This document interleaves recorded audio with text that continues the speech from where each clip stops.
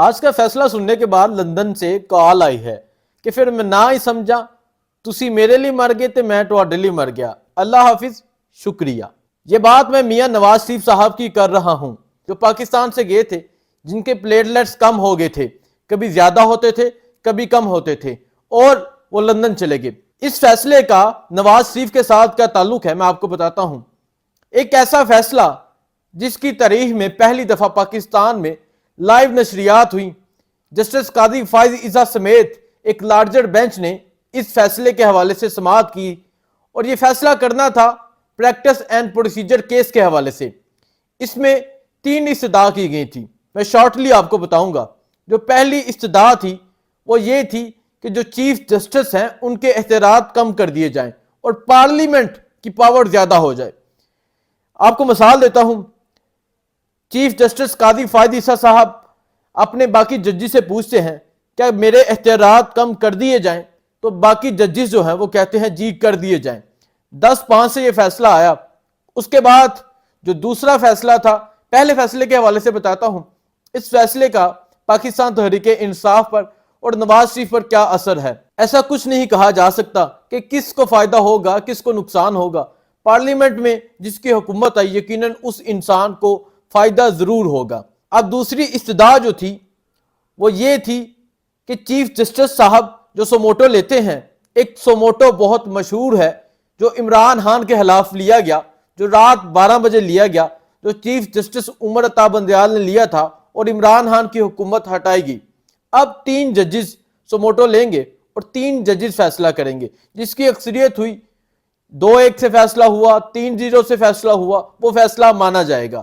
اور اس کے علاوہ یہ جو تیسرا سب سے امپورٹنٹ اور سب سے ضروری ہے اور نواز شریف کے لیے جو ایک قیامت بن گیا ہے، وہ یہ تھا، اور جو یہ پریکٹس اینڈ پروسیجر بل جو بنایا گیا اور جو یہ سماعت آپ سن رہے تھے پی ٹی وی پر اور باقی چینلز پر جو لائیو چل رہی تھی، جو یہ ایک تماشا کیا گیا، یہ صرف ایک انسان کو ریلیف دینے کے لیے کیا گیا، تاحیات نااہلی ختم کرنے کے لیے کیا گیا، اس کے علاوہ اسے پاک صاف کرنے کے لیے کیا گیا کہ یہ پاک صاف تھے، انہوں نے کوئی کرپشن نہیں تھی کی۔ میں نواز شریف کی بات کر رہا ہوں۔ قاضی فائز عیسیٰ کو آج ہار ہو گئی ہے، قاضی فائز عیسیٰ آج ہار گئے ہیں۔ یہ جو فیصلہ آیا، یہ 8-7 سے یہ فیصلہ آیا۔ 8 جو اکثریت تھے اس میں یہ کہا گیا کہ جو اپیل کا حق ہے، یہ اپیل کے حق کے حوالے سے فیصلہ تھا کہ اپیل کا حق نہیں دیا جائے گا۔ قاضی فائز عیسیٰ صاحب یہ چاہتے تھے کہ اپیل کا حق دیا جائے۔ اب اپیل کا حق کیا دیا جائے گا، کس کو دیا جائے گا، میں آپ کو بتاتا ہوں۔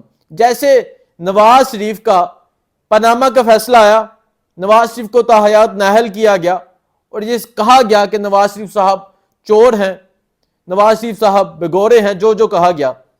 اب انہوں نے آنا تھا، اپیل کرنی تھی اور یہ فیصلہ ریٹرن ہونا تھا۔ نواز شریف الیکشن بھی لڑ سکتے تھے، اس کے علاوہ نواز شریف پاک صاف بھی ہو جانا تھا، اس کے علاوہ یہ فیصلہ جہانگیر ترین کے لیے مؤثر ثابت ہونا تھا۔ جو استحکام پاکستان کے سربراہ ہیں ان کی بھی تاحیات نااہلی ہے، ان کی بھی نااہلی ختم ہو جانی تھی۔ جسٹس قاضی فائز عیسیٰ صاحب نے اس حق میں فیصلہ کیا کہ جو اپیل کا حق ہے وہ ملنا چاہیے، لیکن ان کی تعداد 7 تھی، جنہوں نے کہا نہیں ملنا چاہیے ان کی تعداد 8 تھی۔ اب کون کون سے ججز ہیں، اب وہ ایک لمبا ولاگ ہو جائے گا، ڈیٹیل میں ہو جائے گا، لیکن جسٹس قاضی فائز عیسیٰ صاحب اس حق میں تھے کہ اپیل کا حق ملنا چاہیے۔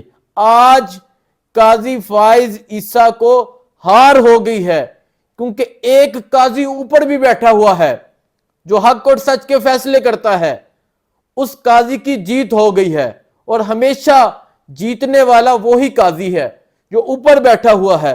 قاضی فائز عیسیٰ صاحب چاہتے تھے کہ نواز شریف واپس آئیں، نواز شریف کو ریلیف ملے، نواز شریف الیکشن لڑیں اور اس ملک کے 4تھی دفعہ وزیر اعظم بنے، جو نواز شریف نہیں بن سکتے۔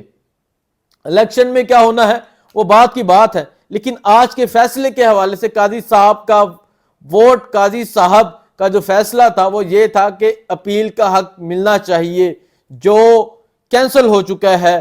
اب نواز شریف کو اپیل کا حق نہیں ملے گا۔ اس حوالے سے قانونی ماہرین کیا کہتے ہیں، پاکستان تحریک انصاف کیا کہتی ہے، پاکستان تحریک انصاف کا موقف سامنے آ گیا ہے۔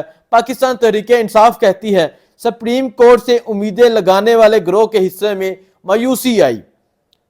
آپ کو میں نے جیسے پہلے بتایا کہ جو لوگ یہ امید لگائے بیٹھے تھے کہ ہمیں ریلیف ملے گا، جو لوگ یہ امید لگائے بیٹھے تھے کہ ان کی تاحیات نااہلی ختم ہو جائے گی، جو لوگ یہ امید لگائے بیٹھے تھے کہ انہیں پاک اور صاف ڈکلیئر کیا جائے گا، انہیں آج مایوسی کے علاوہ کچھ نہیں ملا۔ پٹواریوں کی ویسے بھی عادت ہے کہ وہ مٹھائی پہلے کھا لیتے ہیں، مٹھائی پہلے آرڈر کر لیتے ہیں، لیکن آج دوبارہ سے مٹھائیاں بھی واپس کرنا پڑی۔ آج ان کے منہ پہ جس طرح مری روڈ پر کالک لگائی گئی تھی، آج اس فیصلے نے کالک لگا دی ہے اور ان کے حق میں مایوسی کے علاوہ کچھ بھی نہیں آیا۔ اس کے علاوہ پاکستان تحریک انصاف کہتی ہے تاحیات نااہلی کی اطلاع پا کر پھر سے پلیٹلیٹس گریں گی، صادق اور امین عمران خان کے خلاف سازشوں کے امکانات دم توڑ گئے۔ ایک طرف نواز شریف کے ساتھ ہوا، دوسری طرف عمران خان کے ساتھ جو ہونا تھا، صادق اور امین جو سپریم کورٹ نے ڈکلیئر کیا تھا عمران خان کو، وہ واپس لے لیا جانا تھا اور یہ کہا جانا تھا کہ عمران خان چور ہے، نواز شریف صادق اور امین ہے۔ لیکن جو صادق اور امین ہوتا ہے، جسے اللہ کی ذات صادق اور امین ٹھہراتی ہے، وہی صادق اور امین ہوتا بھی ہے اور کہلایا بھی جاتا ہے۔ جس کے مقدر میں اللہ تعالیٰ کی طرف سے ضلالت لکھی ہو، وہ ذلیل ہوتا ہے، چاہے لندن میں ہو، چاہے ایون فیلڈ کے باہر لوگ اس کے خلاف نعرے بازی کریں، چاہے وہ کہیں بھی جائے۔ میں کہنا نہیں چاہوں گا، چاہے وہ ایک پاک سرزمین پر، ایک ایسی زمین پر جہاں کبھی بھی ایسا واقعہ رونما نہیں ہوا۔ میں مدینہ پاک کی بات کر رہا ہوں، میں اس زمین کی بات کر رہا ہوں جہاں کبھی بھی ایسا نہیں ہوا، وہاں بھی ان لوگوں کو چور کہا گیا۔ اس کے علاوہ لندن میں تو پاکستان تحریک انصاف کے کارکنان اور ایسے پاکستانی شہری جو وہاں روزگار کے سلسلے میں گئے ہیں، وہ روزانہ ایون فیلڈ کے باہر جا کر انہیں چور چور کہتے ہیں۔ جہاں بھی یہ جاتے ہیں انہیں چور چور کہا جاتا ہے۔ جس کے مقدر میں ضلالت ہو، اسے صادق اور امین کبھی بھی نہیں ٹھہرایا جا سکتا۔ نواز شریف کے مقدر میں ضلالت ہے۔ اس میں جو ماہر قانون عبدالمعیز جعفری جو سپریم کورٹ کے وکیل ہیں، وہ کہتے ہیں نواز شریف ایک سیکشن میں ہار گئے جو کہ ان کی مدد کر سکتا تھا، اب نواز شریف کی مدد نہیں ہوگی۔ پی ٹی آئی تمام درخواستوں میں ہار گئی۔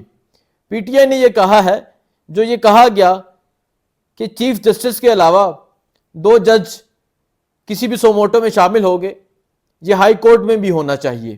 پاکستان تحریک انصاف کی طرف سے یہ کہا گیا ہے۔ اس کے علاوہ بہت سے وکلاء ہیں جو کہتے ہیں کہ بہت سے لوگوں نے پریکٹس اینڈ پروسیجر ایکٹ کو ایک شخص کے لیے مخصوص قانون قرار دیا، جو کہ سابق وزیر اعظم نواز شریف کو اپیل فراہم کرنے کے لیے بنایا گیا تھا۔ ساری بات یہاں ہی آ جاتی ہے کہ یہ جو پریکٹس اینڈ پروسیجر یہ بل بنایا گیا، یہ صرف نواز شریف کو ریلیف دینے کے لیے بنایا گیا تھا، یہ پی ڈی ایم کی حکومت نے بنایا تھا اور یہ الٹا انہی پر پڑ گیا ہے۔ اس کا فائدہ عمران خان کو ہوا ہے۔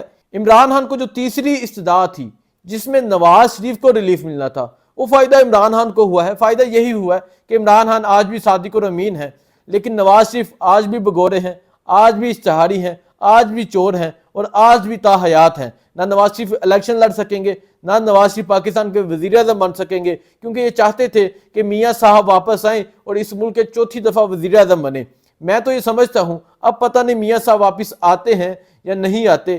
اب میاں صاحب کی کیا سچویشن ہے، کیونکہ بڑی تیاریاں جاری تھی، ہر شہر میں بینرز لگے تھے کہ میاں آ رہا ہے، میاں جدو آوے گا لگ پتہ جاوے گا۔ لیکن میں یہ کہنا چاہوں گا کہ میاں کو پتہ چل چکا ہے، میاں نو پتہ چل گیا وے کہ اج فیصلہ ہو گیا وے، اج فیصلہ اینا دے حق وچ نہیں آیا، اج فیصلہ اے آیا وے، آج فیصلہ یہ آیا ہے کہ یہ ہار گئے ہیں۔ جیت اس انسان کی ہوئی ہے جو آج اڈیالہ جیل میں بیٹھا ہوا ہے۔ وہ اڈیالہ جیل میں بیٹھا ہوا ہے، پشاور کا الیکشن ہو، میتھرا کا الیکشن ہو، حویلیاں کا الیکشن ہو، کوئی بھی الیکشن ہو، جیت اس انسان کی ہو رہی ہے، کیونکہ اس انسان کے ساتھ اللہ کی مدد ہے۔ مجھے دیجیے اجازت، اللہ حافظ۔